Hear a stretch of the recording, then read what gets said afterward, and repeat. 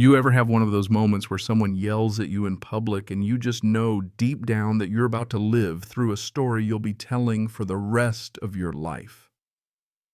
That's exactly what happened. The morning Patricia Williams screamed, "You're blocking my golf cart plug," at me right in front of half the neighborhood like I was out there committing a felony, not just parking at a public charging station. And let me tell you, this wasn't just some petty spat over parking.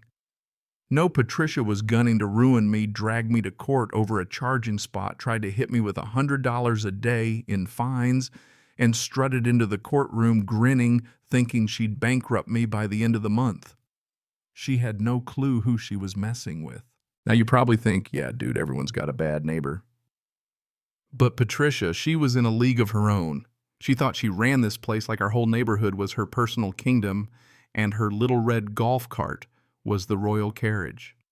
I've been living here in the Arizona suburbs for a while. Used to be a great place, peaceful, friendly, the kind of spot where folks waved at each other on the sidewalk. But that changed the minute Patricia got herself elected to the HOA board. Suddenly, she was policing yard decorations, counting how many cars you parked on the street, fining people for violating the aesthetic, whatever that meant to her that week.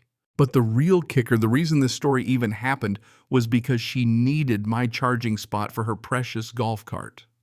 Not just any of the dozen open plugs, mind you, my spot where I'd parked every day for months. I'm Alex, by the way. I work in software, so yeah, I'm the kind of guy who reads the fine print on HOA rules. But I wasn't ready for the full-on Karen assault Patricia was about to launch. There's one guy in our neighborhood who saw it coming, though, Leonard. He's a retired attorney, real quiet type, always in the background. But let me tell you, the man notices everything. One day, months before this blew up, Leonard pulled me aside while I was plugging in my truck and said, "Watch out for Patricia. She'll go after you just for breathing too loud." At the time, I just laughed.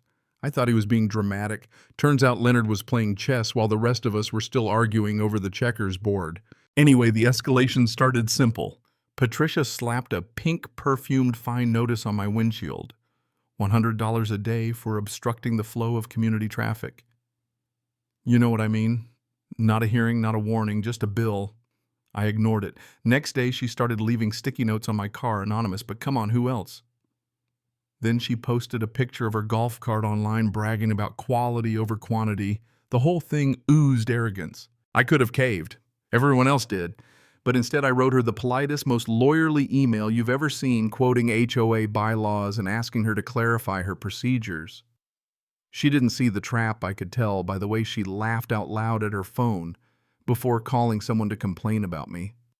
But what she didn't know was that Leonard had been collecting evidence against her for years, and now with my polite little email, he had a partner willing to stand up. Patricia wasn't ready for that. She ramped up quick. Next morning, I found her golf cart parked sideways across my driveway, blocking me in like a prison warden. When I knocked to ask her to move, she said, "Oh, I had no idea. I'll get to it," eventually, and shut the door in my face. Petty, right? But she wasn't done. At exactly 6 a.m. every morning, my phone rang.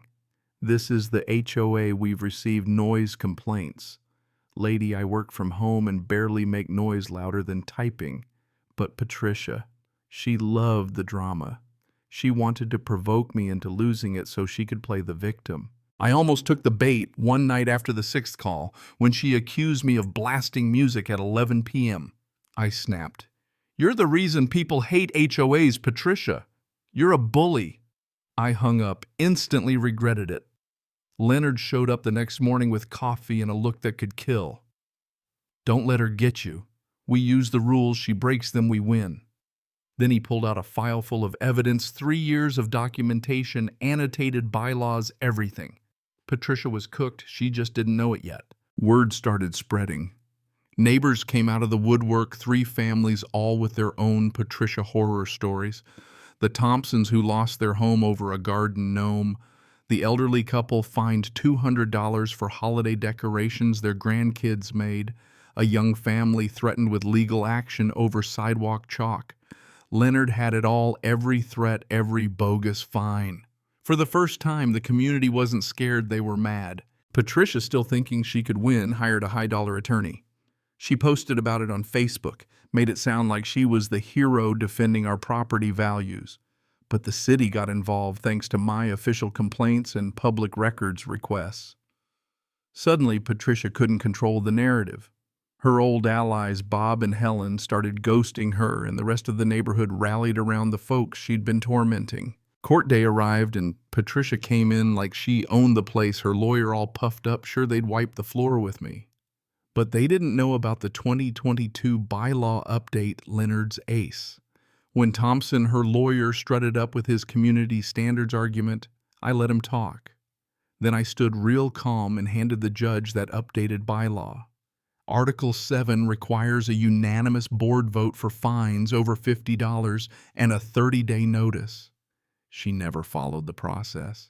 The judge's face changed immediately. Then Leonard stood and presented the real evidence: 3 years of abuse, 6 families targeted, including the Thompson family, who'd had to sell their home at a loss. Photos, documents, social media posts, even the video of Patricia unplugging my car. The courtroom went silent except for Patricia's gasps. When the judge ruled $1, $200 in damages, a public apology posted in the neighborhood, and a full review of every fine Patricia ever issued, Patricia lost it, yelling, "I am the HOA." Security had to step up. Her own supporters shrank back. It was like watching the Wicked Witch melt. You'd think that would be the end of it. But Karen's gonna. Karen. The very next day, she tried to pay me in cash taped together out of spite, plus left a note. This isn't over. She called an emergency HOA meeting to rally support. Nobody showed. Leonard stood up in front of the room and, instead of just reciting legalese, told the human side: garden gnomes, lost homes, crying kids, families driven out over nonsense. The vote to remove Patricia from the board was unanimous. Even her former rubber stamp friends voted her out. She left the room in tears, completely defeated. The neighborhood, for the first time in years, could breathe again. A few months later, Patricia's house went up for sale cheap. The new owners, Mark and Jessica Cooper, were young, friendly, environmentally conscious. First thing they did was plug in their Tesla at the very same charging station that started all this mess. Patricia saw it as she was packing up the last of her things, stopped dead, then hurried inside, refusing to even look at the Coopers. Poetic justice, right? Poetic. Now our community is thriving. Leonard is the new HOA president, transparent, fair, actually cares about residents. Folks talk to each other again, the charging station works for everyone, and the only thing left of Patricia's reign is the story we all share as a warning about letting power go unchecked. She became a pariah, avoided in the store, erased her social media, and finally moved away for good. I learned a lot, mostly that sometimes the quietest folks are the ones who'll change everything when you least expect it. If you've got a Patricia in your life, don't be afraid to stand up. Document everything. Use the system, stay cool, because karma always arrives right on time. Now tell me, where's the line between enforcing rules and abusing power? Have you ever seen justice this sweet? Drop your thoughts below, because honestly, I'd love to hear how your own battles turned out. If this story gave you hope, share it, like it, and stick around. Next time I'll tell you about the time a Karen tried to find me for my mailbox, and that one's even wilder.